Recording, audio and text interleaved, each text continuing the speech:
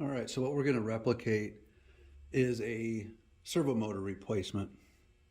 And there is a pin kit that you can get for the robot that has a pin and a small jig. The small jig will help you align the 4th axis and the 6th axis. 1, 2, 3, and 5 are all intersecting machine holes, so those dowels will just go straight in for the alignment check with that. So what you want to do is you want to create a program where all of these line up. That way, if you do have to replace a motor, you have to double check after a crash. You can go to that point, check go to it, and check all the axes with the pin.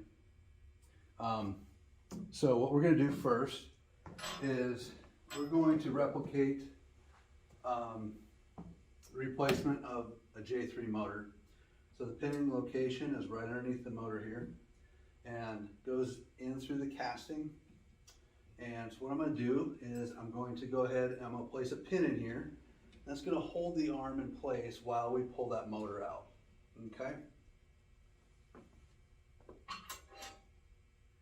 So you'll take your bolts out. Leading up to this, your motor and encoder connections that go inside the casting here, you're going to disconnect them. And there can be a little bit of load on this from the weight of the upper arm, so I'm just going to kind of support it with one arm while I pull the motor out. Now, we would discard the old motor, come in with the new one, and like in this example here, we can't set the motor down anywhere within close proximity to the wiring harness. So what we're going to do is we're going to put a zip tie through the wire feeder bracket here and through one of the motor holes and suspend it here in place. Everything's connected back up again. And now we're going to go ahead and get that new motor reset and lined up to position. So we're going to go into our constant settings. Get in here just a little bit closer. We're going to go to machine constants and encoder correction. Now in here, over here on the right hand side, the function key will have encoder reset, encoder correction. You toggle back and forth between those. The first thing you want to do is you want to reset the encoder. So we're going to go down to J3 and we're going to enable J3 and we're going to hit execute. That's going to reset that encoder. We're going to then hit encoder correct. We're not going to change anything whatsoever. We're going to keep the mastering data that's there and we're just going to hit complete. Okay, now that that's done, we want to verify that the motor goes to the location before we put it back together. So we're going to go into the program that we created beforehand where those axes line up, turn the servo power on and hit check go. Once that highlights yellow, you'll know that you're in position. And we can now insert that motor back in with the pin alignment, holding it in location. Cut our zip tie. And there is a small relief in the casting here, so when we get past the edge, we can rotate back and forth. That helps us get those teeth engaged into that RV drive.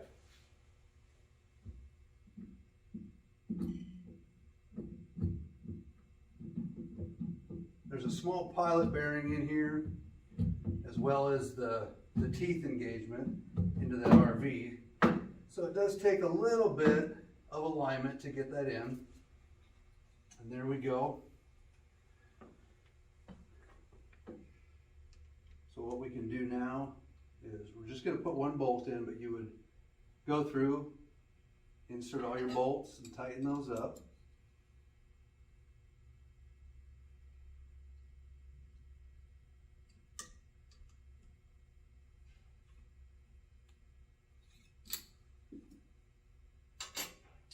Then we want to take our pin and just double check. And it slides in nice and easy. That tells me that it's lined up exactly where it was before we started. And I have a program written over here where the robot's going to go to a point in space. That could be a point check program, something of that nature that you might have at the base of the robot. So we're going to go ahead and block through that. And we can see that our axis lines up good with that. And then we're going to double check our TCP. We're going to move the robot around and verify that our TCP is good. We're going to go through RP and Y, and everything is looking pretty good so far, so we should be set and ready to run again.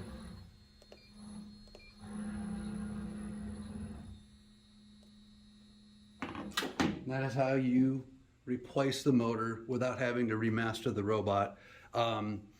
If there is a situation because of a collision or crash or something of that nature where there's a mechanical misalignment, whether it be a twisted harmonic drive or something damaged internally to an RV, one of the drive mechanisms, if at that point you're not able to get your TCP in, or the program points aren't repeating as they were prior, chances are that there's some mechanical damage and need to dig a little bit further. But if it's just the motor that needs to be replaced, you can do that without having to go through and remaster the robot arm. This is just a little bit of a shortcut. Hope this helps you out. Have a good day.